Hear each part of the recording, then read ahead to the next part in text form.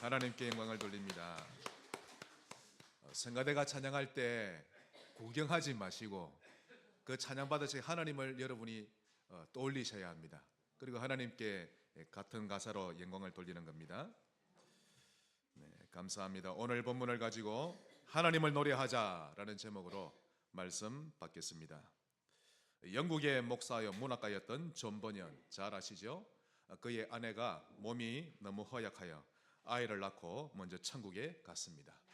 거기에다 그의 큰 딸은 앞을 못 보는 장님이었습니다. 환경이 그다지 순탄치는 못했죠. 거기에다 자기가 사람들에게 복음을 전했다는 이유로 왕이 명을 내려서 감옥에 갇히게 되었습니다. 그 당시는 카톨릭의 위세가 하늘을 찌를 듯하니 카톨릭이 말하는 내용을 말해야 되지 이 개신교의 복음, 즉 예수 그리스도를 전했다는 이유로 옥에 갇힌 것입니다. 존 버년은 답답하고 견딜 수가 없습니다.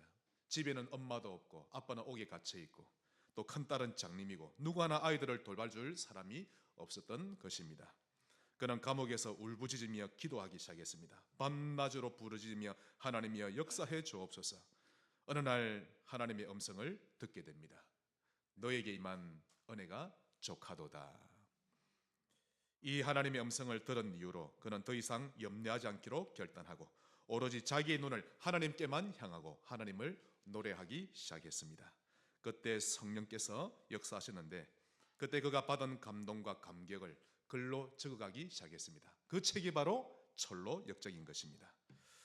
바울과 실라가 빌립보 감옥에서 하나님을 향해 찬양할 때 옥문이 열리며 간수가 구원을 받게 되었던 것처럼 하나님이 존 버년에게도 그렇게 역사하신 것입니다. 이처럼 우리가 진심으로 하나님을 향하고 그분을 노래하면 성령께서 역사하시는데 어떠한 어려운 상황도 하나님은 영원한 작품으로 만들어 내시는 것입니다. 오늘부터 하나님을 노래하는 하나님의 백성 되시기를 바랍니다. 본론 첫 번째로 노래할 이유입니다. 하나님을 우리가 왜 노래해야 합니까? 그 첫째로는 하나님은 크신 하나님이시요 모든 신들보다 크신 왕이시기 때문입니다. 오늘 본문 4절 5절에 잘 나와 있죠.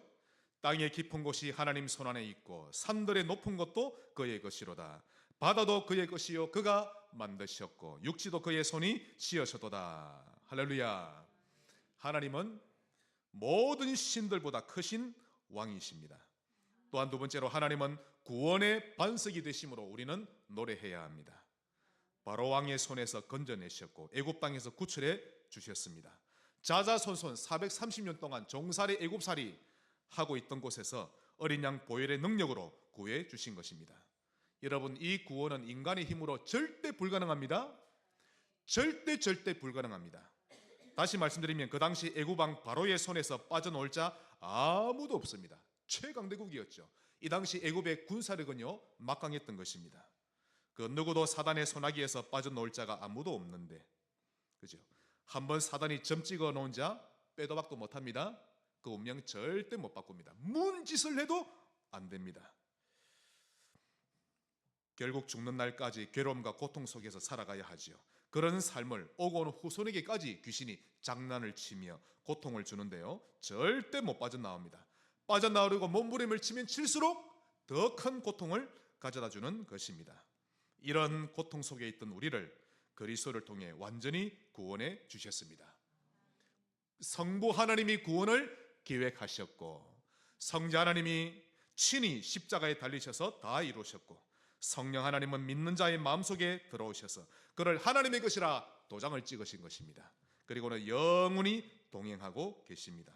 그러므로 우리 성삼위 하나님은 구원의 반석 되십니다. 이 하나님을 노래할 줄 알아야 합니다. 그분을 향해 즐거이 외칠 줄 알고 감사할 줄 알고 더 나아가서 시를 지어서 즐거이 그분을 노래할 줄 알아야 하는 것입니다. 정말 하나님을 찬양하며 기뻐 외치는 그런 신자 되시기 바랍니다. 그것이 오늘 본문 1, 2절에 나옵니다. 오라 우리가 여호와께 노래하며 우리의 구원의 반석을 향하여 즐거이 외치자. 우리가 감사함으로 그 앞에 나아가며 시를 지어 즐거이 그를 노래하자. 하나님을 기뻐 노래하시기 바랍니다. 우리 인간은 하나님을 즐거워하고 기뻐 노래할 때 제일 행복하고 제일 큰 힘을 얻습니다. 제가 주중에 자주 영상을 보면요, 저는 찬양하는 걸 많이 보거든요. 인간의 모습 가운데 하나님을 찬양하는 모습이 제일 아름답습니다. 여러분이 찬양할 때 제일 이쁩니다. 얼굴이 쫙 펴지죠. 뭐 연예인이 나와서 그 무슨 소리를 해도 하나님을 찬양할 때가 제일 아름답습니다. 그것도 두 손을 쫙 올리고. 이번에 정말 2박 3일 동안 우리 아이들이 늘 교회에서 손 딱 내리고 조용히 찬양한 아이들이, 우리 장로님이 펄짝펄짝 뛰니까 아이들도 막 뛰는 거 있죠. 얼마나 기뻐하며 외치든지. 우리 영혼이 기뻐하며 힘을 얻습니다. 하나님 찬양할 때. 시편 113편 3절로 4절, 우리 다 같이 한번 읽어보십시다. 해 돋는 데에서부터 해 지는 데까지 여호와의 이름이 찬양을 받으시리로다. 여호와는 모든 나라보다 높으시며 그의 영광은 하늘보다 높으시도다. 할렐루야. 해 돋는 데서부터 해 지는 데까지 하나님은 찬양 받으시기에 합당하신 것입니다. 그런 하나님이시죠. 큰 두 번째로, 그런데 하나님을 노하게 하는 인생 되지 맙시다. 그것이 두 번째입니다. 우리 하나님은 인격적인 하나님이십니다. 여러분, 인격적이란 말은 지정의가 다 있습니다. 감정도 있고 지식도 있고 의지가 다 있으시죠? 하나님은 기뻐하시며 사랑만 베푸시는 것이 아니라 화낼 줄도 아시는 겁니다. 하나님을 노하게 하는 인생 되지 맙시다. 자, 하나님은 뒤따라오던 바로의 군대와 마차를 이 홍해에 모조리 수장시키셨죠. 그리고는 300만 큰 대군의 백성들은 안전하게 홍해를 건너게 하셨던 것입니다. 그때 홍해를 건넌 백성들은 춤을 주고 기뻐합니다. 여러분 생각해 보십시오. 자기들은 그 깊은 홍해 바다를 하나님이 바람으로 쫙 가르셨는데 마른 길을 건너듯이 건넜죠. 그리고는 뒤따라오던 이 애굽 마차들이 결국 하나님이 바다를 다시 원상복귀시키는 거요, 완전히 다 수정돼 버린 겁니다. 너무 놀라운 광경이죠. 그래서 홍해를 건넌 이 백성들은요, 하나님을 기뻐하며 찬양하는데 완전히 축제의 현장이 되었던 것입니다. 출애굽기 15장 1, 2절. 이때 모세와 이스라엘 자손이 이 노래로 여호와께 노래하니 일러서되 내가 여호와를 찬송하리니 그는 높고 영화로우시며 말과 그 탄자를 바다에 던지셨음이로다. 지금 노래하고 있는 것입니다. 여호와는 나의 하나님이시요 노래시면 나의 구원이시로다. 그는 나의 하나님이시니 내가 그를 찬송할 것이요 내 아버지의 하나님이시니 내가 그를 높이리로다. 구원의 반석 되신 하나님을 향해 힘껏 지금 찬양하고 있는 상황입니다. 교회는 원래 이런 분위기 되어야 합니다. 조용히 앉아가지고 찬양하는 것이 아니라 정말 하나님을 기뻐하며 노래하는 분위기 되어야 되죠. 그런데 여러분, 아쉽게도 이렇게 이스라엘 백성이 기뻐 뛰는 모습은 오늘 이날 이후로 그들이 광야길을 걸어가는 40여 년 동안 거의 없습니다. 이런 모습이. 늘 불신앙하고 그에 따른 고통을 겪으면 또 울부짖고, 회복시켜주면 또 우상을 섬기고, 그러다 또 울부짖고, 40여 년 동안 늘 불신앙하는 현장들 뿐이었죠. 자, 홍해를 건넌 그들은 얼마 가지 않아서 원망하기 시작합니다. 사흘 동안 마실 물을 구하지 못해 목이 말랐던 것이죠. 그래서 마라라는 곳으로 가보니까 거기에 물이 있었는데 너무 써서 마실 수가 없었습니다. 그래서 백성들은 더 크게 원망했죠. 그때 모세는 하나님께 부르짖습니다. 하나님, 인도하여 주옵소서. 그때 하나님은 한 나무를 가리키셨는데 그 나무를 물에 던지자 물이 달게 되었습니다. 자, 그때 이제 해갈을 하게 되죠. 그리고는 얼마 가지 않아 또 이스라엘 백성들은 원망하기 시작합니다. 이것은 먹는 음식에 대한 원망인데요. 출애굽기 16장 2절로 3절.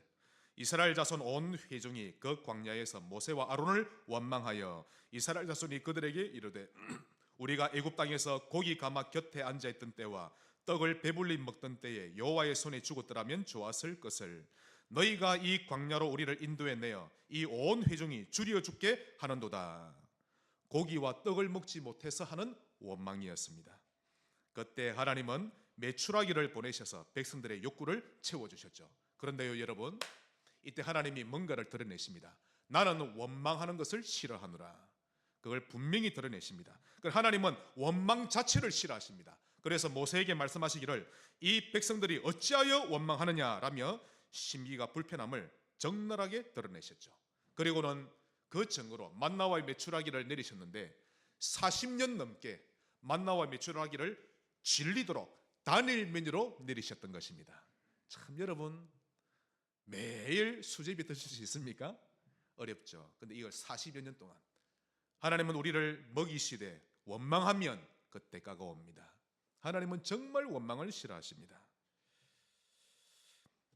또 원망하기 시작합니다. 광야길에 또다시 목이 마르자 백성들은 그때도 원망부터 했습니다. 원망의 반복이죠. 그러니 어려움이 왔다 하면 원망부터 합니다. 기도할 줄 모르고 원망만 했던 것이죠. 심지어 이번에는 모세와 다투면서까지 원망하는데 이제는 원망하는 것이 몸에 딱 익어버렸다는 것을 알 수가 있는 것입니다. 매를 맞지 않으니 정신을 못 차리는 거죠. 출애굽기 17장 2절로 3절. 백성이 모세와 다투어 이르되 우리에게 물을 주어 마시게 하라. 모세가 그들에게 이르되 너희가 어찌하여 나와 다투느냐? 너희가 어찌하여 여호와를 시험하느냐? 거기서 백성이 목이 말라 물을 찾으매 그들이 모세에게 대하여 원망하여 이르되 당신이 어찌하여 우리를 애굽에서 인도해 내어서 우리와 우리 자녀와 우리 가축이 목말라 죽게 하느냐? 자, 어로 인사합시다. 원망하지 맙시다. 기도합시다. 기도할 줄 아셔야 됩니다. 제가 국어사전 찾아봤습니다. 원망이란 자기 마음에 들지 않아서 남 탓하거나 불평하는 것을 말합니다. 아직까지 백성들이 하나님의 성향을 잘 모릅니다. 하나님이 얼마나 원망을 싫어하시는지, 그것도 계속 원망을 할 때 하나님은 어떻게 하시는지를 까마득히 모르고 있습니다. 그러니 그토록 겁도 없이 지도자와 다투기도 하고, 또 우리를 괜히 애굽에서 빼내가지고 이 광야에서 다 죽일 셈이냐, 이런 말을 함부로 하고 있는 것입니다. 겁도 없이 원망의 말을 너무 쉽게 내뱉고 있는 것인데 간땡이가 부어도 보통 부은 게 아니죠. 하지만 그때도 하나님은 다시 인내하시고는 모세에게 호렙산에 가서 그 반석을 치라라고 명하십니다. 그래서 모세가 호렙산에 올라가 반석을 쳤는데 거기에서 물이 나옵니다. 그곳 이름을 마사라고도 하고 또 머리바라고 불렀던 것인데 그 뜻은 이스라엘 자손이 다투었다라는 뜻이요, 또 그들이 여호와를 시험하며 말하기를 하나님이 우리 중에 계신가 아니면 안 계신가 라는 뜻이 마사요 머리바인 것입니다. 이 본문을 오늘 시편 기자가 인용했죠. 8절에 나옵니다. 너희는 머리바에서와 같이 또 광야의 마사에서 지냈던 날과 같이 너희 마음을 완악하게 하지 말지어다. 반복해서 원망하는 자를 완악한 사람이라고 표현하고 있습니다. 그러면서 오늘 본문 10절에 하나님이 말씀하십니다. 내가 40년 동안 그 세대로 말미암아 근심하여 이르기를. 그럼 하나님이 이스라엘 백성을 40년 동안 광야를 인도하시면서 하나님은 내내 줄곧 근심하셨다는 것입니다. 이르기를 그들은 마음이 미혹된 백성이라 내 길을 알지 못한다 하였도다. 구원받은 백성이 원망에 빠지면 하나님은 근심하십니다. 본문 11절 그러므로 내가 노하여 맹세하기를. 자, 하나님이 화가 나 맹세하십니다. 그들은 내 안식에 들어오지 못하리라 하였도다. 계속 원망하면 하나님은 노하시는데요, 그 사람은 안식에 들어가지 못합니다. 결코 하나님이 주시는 평안을 맛보지도 못한다는 뜻이죠. 하나님이 나를 보실 때 노하는 인생이 되면 안 될 것입니다. 하나님을 노하게 하는 인생 되지 마시기를 주의 이름으로 축원합니다. 그럼 큰 세 번째로 어떻게 하면 됩니까? 하나님 앞에 무릎을 꿇자.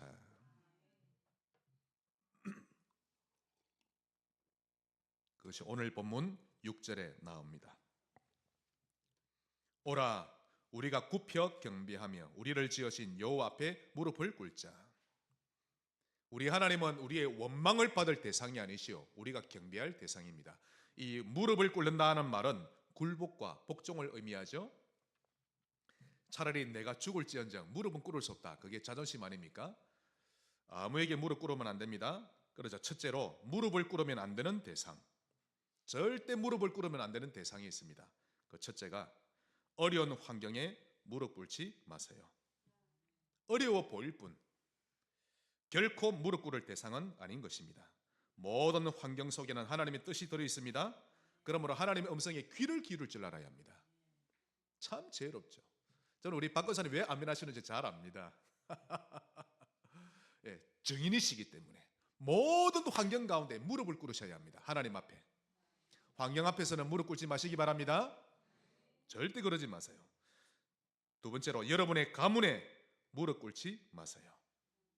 가문의 타고난 기질과 영적 문제에 속지 말라는 말씀입니다. 그런 것은 발판으로 삼고 이겨내야 하는 것이지 무릎 꿇을 대상은 아닌 것입니다. 발판으로 삼지 못하면 결국엔 중요한 순간마다 그 가문의 영적 문제에 따라 기질에 따라 흘러가 버리고 맙니다. 이렇게 여러분의 가문 앞에 무릎 꿇어버리면 결국에는 신앙생활 접어버립니다. 제가 한두 번 본 게 아닙니다. 신앙생활 딱 접어버립니다. 하나님 섬기는 삶을 그만둬 버린다는 말인데 일생일대에 제일 중요한 것을 잃어버리며 살게 된다는 것이죠. 제가 한 번씩 차를 타고 길을 가다 보면요, 이전에 함께 신앙생활 했던 성도들 간간히 봅니다. 그리고 또 그때 우리 만났던 렘넌트들도 몇 명씩 보기도 하는데요.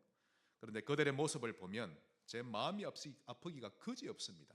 한결같이 한 사람도 빠짐없이 얼굴이 편치 않는 거 있죠. 얼마나 삶이 찌들어 있는지. 한 사람도 평안치 못한 모습들입니다. 물론 다들 이런저런 이유로 신앙생활을 그만뒀었는데 결국 돌아보면 환경에 무릎을 꿇었던 것이고 가문에 무릎을 꿇어서 그만뒀던 것입니다. 그래서 세 번째로 사단에게 무릎 꿇지 말아야 합니다. 사단은 여러분이 항복시켜야 되는 존재지. 여러분이 어떤 경우에도 사단에게는 무릎 꿇지 말아야 하는 것입니다. 그런데 너무도 많은 하나님의 백성들이 사단에게 무릎 꿇죠. 나는 사단에게 무릎 안 꿇었는데요. 본인은 모릅니다. 그 배경에 배후에 사단이 있는 것을. 이렇게 환경과 가문과 사단에게 무릎을 꿇게 되면 그때부터 그는 노래 없는 인생, 슬픈 인생이 되어버리는데 그것이 잘 나와 있는 것이 예레미야 애가입니다. 이번 주는 여러분이 예레미야 애가서를 전체 한번 통독을 해보시면 좋겠습니다. 예레미야 애가 1장 1절. 슬프다 이 성이여, 전에는 사람들이 많더니 이제는 어찌 그리 적막하게 앉았는고. 전에는 열국 중에 크던 자가 이제는 과부같이 되었고, 전에는 열방 중에 공주였던 자가 이제는 강제노동을 하는 자가 되었도다. 자, 이 예레미야 애가는 BC 586년 바벨론이 침략을 해서 남유다 왕국이 완전히 멸망당하는데 자기 민족이 멸망당하는 모습을 예레미야가 쳐다보고 가슴 아파하며 불렀던 이 노래가 예레미야 애가입니다. 평소에 그토록 수도 없이 정신 차려야 한다라고 말해줬건만 이스라엘 백성들은 하나님 말씀에 귀를 기울이지 않았죠? 계속해서 환경에 무릎 꿇으며 살아갔던 것입니다. 그 결과 기쁜 노래로 가득 찼던 예루살렘 성이 슬픈 노래로 가득 차 버렸고 적막한 성이 되어버린 것입니다. 성은 여러분의 심령을 말하기도 합니다. 여러분의 가정을 말하기도 하고 하나님을 찬미하는 소리로 후대까지 그렇게 넘쳐야 여러분의 집안이 이런 문제로 저런 문제로 방황하는 자식 문제로 경제 문제로 어려워지는 것은 여러분이 무언가에 무릎을 꿇었기 때문입니다. 예레미야 애가 4장 1절. 슬프다 어찌 그리 금이 빛을 잃고 순금이 변질하였으며 성소의 돌들이 거리 어기마다 쏟아졌는고. 여러분, 금은 변하지 않습니다. 그런데 금이 변해버린 것처럼 하나님의 백성은 절대 망하지 않는데 이 하나님의 백성들이 망해버렸습니다. 왜요? 하나님을 저버리고 다른 것에 무릎을 꿇어버렸기 때문에 그 영향을 고스란히 후대가 당하게 되었죠. 그래서 4절에 젖먹이가 목말라서 혀가 입천장에 붙으며 어린아이들이 떡을 구하나 떼어줄 사람이 없도다. 올바른 어른의 모습이 무엇입니까? 어떻게 사는 것이 올바른 어른입니까? 자기 후손들이 하나님의 사랑과 축복을 받으면서 희락을 누리게 살도록 좋은 환경을 만들어주며 사는 것이 올바른 어른의 모습입니다. 그런데 어른들이 사단에게 무릎을 꿇어버리면 그 후손은 어쩔 수 없이 큰 영적 회오리를 당하면서 사는 것입니다. 또 5장 1절로 2절. 여호와여 우리가 당한 것을 기억하시고 이제 뉘우치고 있죠. 우리가 받은 치욕을 살펴보옵소서. 우리의 기업이 외인들에게 우리의 집들도 이방인들에게 돌아갔나이다. 오늘 이 언약 잘 잡으셔야 합니다. 우리가 하나님을 향하지 않으면 그 대가로 하나님은 우리의 산업도 우리의 집도 불신자의 손에 넘어가게 하십니다. 결국 하나님은요, 때릴 때 경제를 많이 때리십니다. 그게 제일 크기 때문에 어떤 경우에도 환경에 무릎 꿇지 말고 여러분의 가문 따라가지 마시기 바랍니다. 어떤 경우에도 사단에게 무릎 꿇지 말아야 합니다. 어떻게 하면 됩니까? 하나님께 무릎 꿇으세요. 하나님의 백성은 하나님께만 무릎 꿇어야 합니다. 오늘 이 말씀이 여러분 영혼에 들리시기를 바랍니다. 오늘 본문 6절에 오라 우리가 굽혀 경배하며 우리를 지으신 여호와 앞에 무릎을 꿇자. 이것이 우리가 완전히 승리하는 비결입니다. 이유는 7절에 그는 우리의 하나님이시요 우리는 그가 기르시는 백성이며 그의 손이 돌보시는 양이기 때문이라. 하나님은 우리의 하나님이십니다.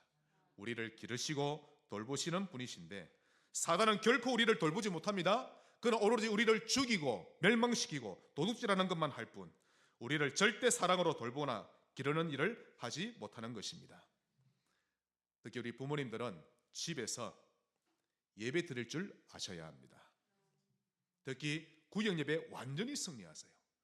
구역원들을 불러서 예배드리고 여러분 혼자 있을 때 하나님을 찬양하고 그냥 묵상 기도만 하지 마시고 노래하며 또 기도하며 성경 읽으며 예배드리세요. 한번 제가 알려드리는 대로 해보시기 바랍니다. 며칠 갈 것도 없습니다. 영적 상태에 딱 거쳐집니다.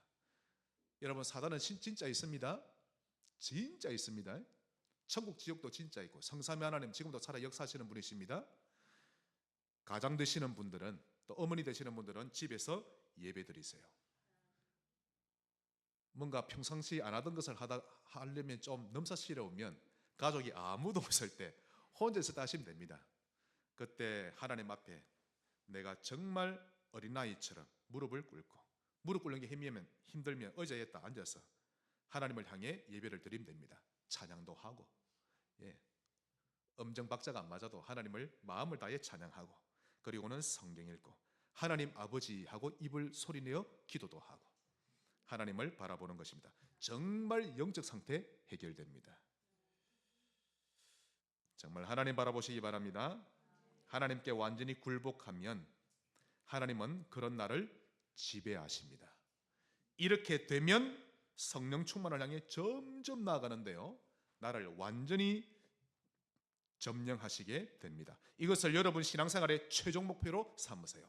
하나님 나를 점령하시는 것, 성삼위 하나님이 나를 완전히 정복하시는 것이 여러분의 소원 중의 소원 되시기를 축원합니다. 이게 저의 소원입니다. 이재용 목사, 당신은 무엇이 진짜 소원입니까? 대궐 같은 큰 교회를 짓는 겁니까? 아닙니다, 여러분. 진짜 아닙니다. 우리 자식들 잘 되는 게 진짜 복입니까? 전혀 아닙니다. 하나님께 다 내놨습니다. 뭔 짓을 해도 하나님께 다 내놨죠. 물론 기도합니다만은 저의 진정한 소원 중의 소원, 하나님의 영에 잡혀서 완전히 성령께 사로잡혀서 하나님의 일을 하다 가는 것입니다. 여러분 한번 골라보십시오. 여러분에게 이 지구에서 제일 좋은 집, 얼마짜리인지 모르겠습니다. 마이클 조던 집이 엄청나던데요. 그 사람의 집을 여러분이 얻기를 원하십니까? 아니면 세계 최고의 미녀와 제일 멋있는 남자를, 여자를 원하십니까? 무엇을 원하십니까? 제일 좋은 페라리 한 10대를 원하십니까? 자동차? 여러분 그거보다 돈만 있으면 되지 않습니까? 차라리 나에게 천경을 주옵소서. 그럼 끝나지 않습니까? 그거와 똑같죠. 당신은 무엇을 원합니까? 성령에 사로잡힌 바 되면 끝나는 것입니다. 내 영혼, 마음, 생각, 모든 육신이 성령으로 충만하면 끝나는 것입니다. 그래서 성삼위 하나님이 나를 완전히 점령하시는 것이 여러분의 소원 중의 소원 되셔야 합니다. 이리만 되면 여러분의 영혼은 저절로 하나님을 노래하는 인생이 될 것입니다. 참으로 여러분 저 멀리 산을 보아도 하나님이 보이고 바다를 보아도 하나님이 보일 것입니다. 아파트 높은 곳에서 도시 전체를 내려다보면 하나님이 역사하실 것이 보이고 하나님이 아니면 안 된다는 것이 보이고 TV나 유튜브를 보면서 뉴스를 보면 간절한 하나님을 향한 기도가 나오는 것입니다. 전에는요 먼 산을 바라보면 왜 이리 인생이 무상하노, 그게 그냥 확 밀려왔던 저였습니다. 전에는 높은 곳에서 복잡한 도시, 빌딩, 수많은 차 보면요 허무함이 그냥 제 속을 쏙 파고드는 거 있죠. 그랬는데 이제는 먼 산을 봐도 하나님이 보이고 복잡한 도시를 봐도 성령이 역사하시면 된다는 것이 보이고 여러분이 그리 되시면 성령님과 동행하는 인생 되실 것입니다. 하나님을 노래하는 인생 되시기를 주의 이름으로 축원합니다. 말씀의 결론을 맺겠습니다. 우리 한국교회 초기 목회자 중 한 사람이었던 이 김익두 목사님은 1874년 황해도 안악군에서 태어났습니다. 어릴 때부터 너무 영민해서 주변 사람들로부터 칭찬과 기대를 한 몸에 받았던 젊은이였죠. 근데 갑자기 부친이 돌아가시고 또 얼마 되지 않아서 친한 친구에게 속아 보정을 잘못 쓰는 바람에 큰 빚을 지게 되었는데 집을 몽땅 날리게 되었습니다. 하루아침에 집안이 완전히 무너져 버렸죠. 친구에게 받은 배신이 또 너무 커가지고 그가 받은 충격이 얼마나 컸던지 그날로부터 그는 방탕하기 시작합니다. 늘 기생집에 들어가 살다시피 했고 술에 취하지 않고서는 하루가 지나가지 않을 정도였습니다. 이웃 주민들에게 해악질하는 것도 스스럼없이 했죠. 그럼 막가는 인생이 되어버린 겁니다. 술에 취하면 길바닥에다 소변을 보면서 나를 이길 놈이 있으면 어디 나와보라 고함을 치면서 고래고래 고함 지르고 불량배들이 달려들면요 혼자서 십수명을 거뜬히 처리합니다. 그러니 그 동네에서 김익두를 당해낼 자 아무도 없었던 것입니다. 망나니가 따로 없을 정도였죠. 별명도 안악산의 호랑이였으니 아무도 그와 가까이 하지 않았던 것입니다. 그런데요 이 호랑이라는 별명에 걸맞지 않게 이 사람의 인간미도 참 넘쳤습니다. 실화를 보면요 어느 날 그가 술에 취해서 비틀거리고 다 걸어가고 있는데 저 멀리 보니까 땅바닥에 누가 쓰러져 있거든요. 술에 언제 취했는지 모를 만큼 갑자기 정신이 들더니 당장 달려가서 그 사람을 잡습니다. 보니까 그 동네에서 유명한 나병 환자입니다. 거지였죠. 이 변서방이라 불리는 나병 환자인데 이웃들로부터 외면당하고 먹을 것을 먹지 못해 완전히 탈진해서 쓰러져 있는 것이었습니다. 김익두는 그를 업고 자기 집으로 데려가서는 있는 정성 없는 정성 다해서 간호합니다. 그런데 가족들이 말합니다. 이 병자를 집에 두면 안 된다고, 전염된다고. 그러자 가족들 반대 때문에 어쩔 수 없이 움막으로 옮겼지만 그가 숨질 때까지 음식을 가져다 주며 극진히 간호했습니다. 결국 그는 죽어버렸죠. 그 가족자 김익두는 자기 정성이 부족했다면서 대성통곡을 하는데 그 모습을 보았던 주민들이 감동을 받고 함께 장례를 치러줬다는 실화가 있습니다. 또 자기 뒷집에 노파가 혼자 살고 있었는데 며칠 동안 너무 조용한 거 있죠. 음식을 하거나 움직이면 사람 소리 나야 하는데 아무 소리도 안 나는 겁니다. 그래서 자기 아내에게 말합니다. 어쩜 이리도 저 집이 조용할까. 그 말을 하는 순간 자기 머리에 뭔가 스치는 예감이 있는데요. 혹시 먹을거리가 없으니 아궁이에 불을 지필 일도 없었지 않았나 그런 생각이 들자 그는 조용히 그 노파의 아궁이에 가서 소뚜껑을 열어보니 밥을 안 한 지 며칠이나 됐는지 녹물이 잔뜩 고여 있는 거 있죠. 그래서 그는 자기 친구 집과 이웃 집을 다니면서 양식을 모으고 나무를 모아다가 아내에게 밥을 지어드리라고 합니다. 그 노파가 너무 감동을 받고 익두의 손을 잡으면서 익두 청년 나는 아주 당신이 나쁜 사람인 줄만 알았더니 이렇게 동정심이 많은 사람인 줄 내가 몰랐구만. 정말 감사하네.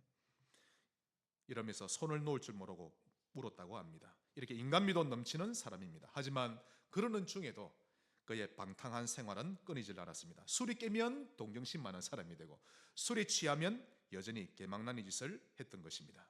그러면서 그의 머릿속에는 수많은 질문들로 가득 찼습니다. 왜 나는 태어났는가? 왜 태어나서 실패에 실패만 거듭하고 있는가?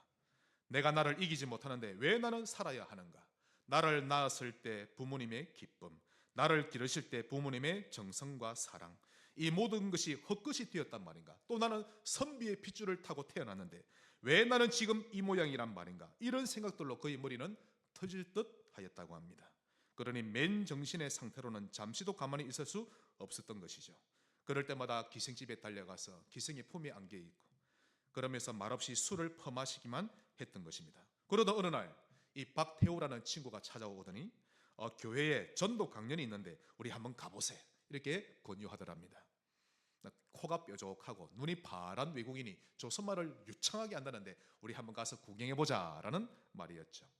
그래서 그는 주일날 예배당으로 가서 미국인 선교사 서왈렌의 설교를 듣게 됩니다.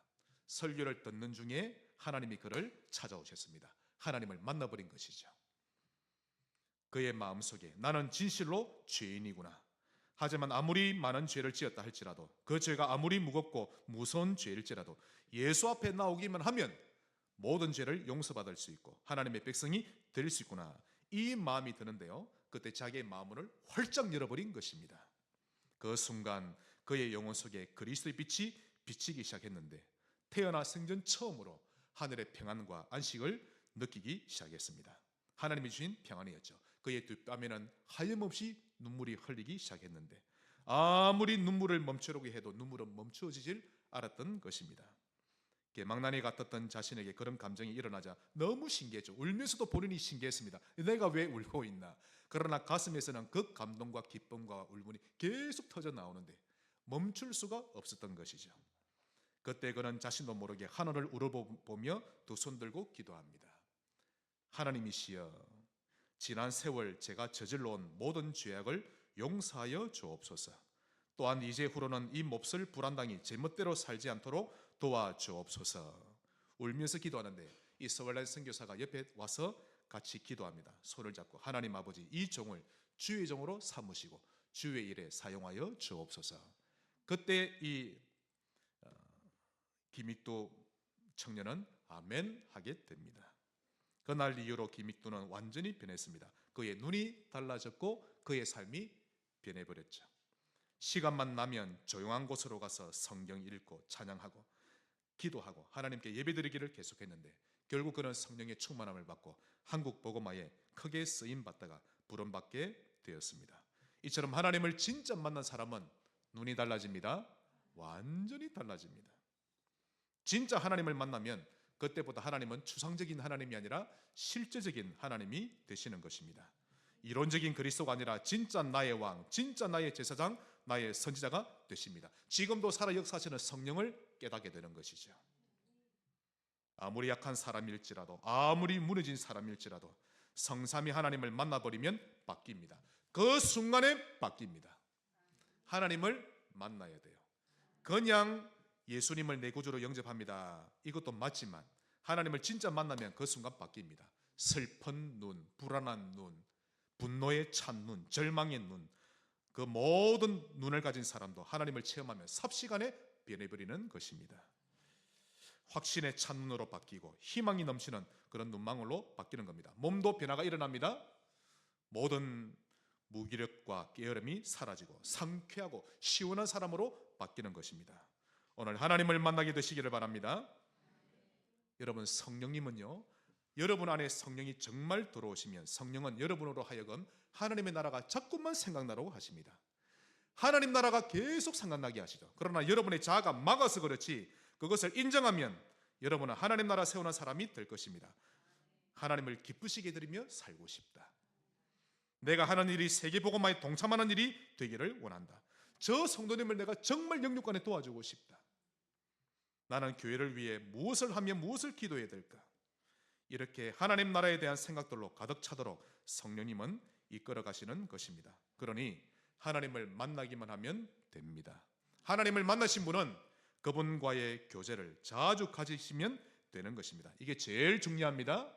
하나님을 늘 만나시면 됩니다. 이래 되면 그는 하나님을 노래하는 사람으로 바뀔 것입니다. 그래서 오늘 본문 1, 2절입니다. 우리 1, 2절을 다시 한번 더 같이 읽겠습니다. 시작. 오라, 우리가 여호와께 노래하며 우리의 구원의 반석을 향하여 즐거이 외치자. 감사함으로 그 앞에 나아가며 시를 지어 즐거이 그를 노래하자. 아멘. 하나님을 노래하는 일생 되시기를 주 예수 이름으로 축원합니다. 구원의 반석이신 하나님께 감사드립니다. 우리 일생이 하나님을 노래하는 일생이 되게 해 주옵소서. 예수 그리스도 이름으로 기도하옵나이다.